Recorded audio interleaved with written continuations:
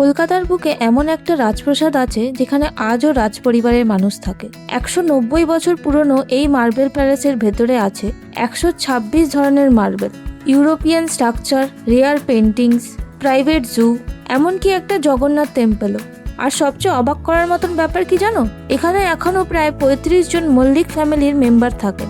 আজকে আমরা ঘুরে দেখব কলকাতার সবচেয়ে underrated heritage place marble palace.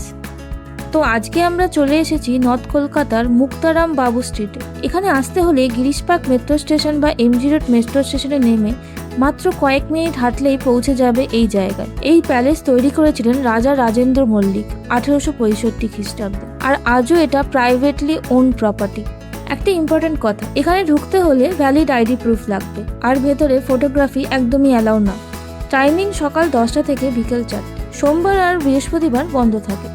Entry free হলেও গাইডকে অনেক সময় টিপ দিতে হতে পারে। প্রথমবার বাইরে থেকে মার্বেল প্যালেস দেখলেই বোঝা যায় এটা শুধু একটা বাড়ি নয়, একটা রয়্যাল স্টেটমেন্ট।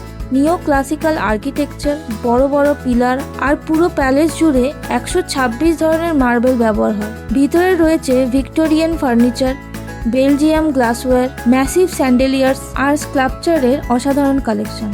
এখানে নাকি এমন কিছু রেয়ার পেন্টিং আছে যেগুলো নাকি বিখ্যাত আর্টিস্ট রুবেন্সের স্টাইলের সাথে মিল পাওয়া যায়। ভাবতে পারেন এত পুরনো জিনিস আজও এত সুন্দরভাবে প্রিজার্ভ করে রাখা হয়েছে। এখানকার কিছু লোকদের সাথে কথা বলে জানতে পারলাম আজও প্রায় 35 জন মল্লিক ফ্যামিলির মেম্বার এই প্যালেসের পিছনের বাড়িতে থাকেন। শুধু তাই নয়, কলকাতার বিভিন্ন জায়গায় এখনো এই ফ্যামিলির অনেক জমি আর বাড়ি রয়েছে, আর পুরো প্রপার্টি মেনটেন করার জন্য প্রায় 200 জন কর্মচারী কাজ করে এখানে। সত্যি বলতে এটা একটা টুরিস্ট স্পট নয়, এটা কলকাতার লিভিং হিস্ট্রি। মার্বেল প্যালেসের ভেতরেই রয়েছে একটা সুন্দর জগন্নাথ টেম্পল। প্রতিদিন দুপুরবেলা এখানে সাধারণ মানুষদের ভোগ খাওয়ানো হয়। যদি ঠাকুর দর্শন করতে চান তাহলে বিকাল 5টার দিকে আসতে হবে। কলকাতার ব্যস্ত শহরের মাঝেও এমন শান্ত পরিবেশ সত্যি মন ভালো করে দেয়। এখানকার আরেকটা ইন্টারেস্টিং জিনিস হলো এখানকার জু, যেটার নাম নীলমণি নিকেতন, আর এটা নাকি ভারতের প্রথম প্রাইভেট জুগুলোর মধ্যে একটা। এখানে দেশ বিদেশের নানা পাখি, হরিণ আর বিভিন্ন প্রাণী রাখা আছে। শোনা যায় আগে এখানে টাইগারও ছিল, পরে আলিপুর জু হতে সেখানে নিয়ে যাওয়া হয়।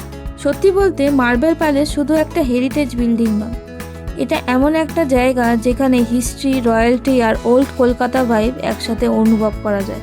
যদি তুমি কলকাতার হিডেন হেরিটেজ প্লেস এক্সপ্লোর করতে ভালোবাসো তাহলে এই জায়গাটা ডেফিনেটলি তোমার বাকেট লিস্টে থাকা উচিত। ভিডিওটা ভালো লাগলে লাইক করো, চ্যানেলটাকে সাবস্ক্রাইব করতে ভুলো না, আর কমেন্টে জানিও কলকাতার আর কোন হিডেন জায়গা তোমরা এক্সপ্লোর করতে চাও।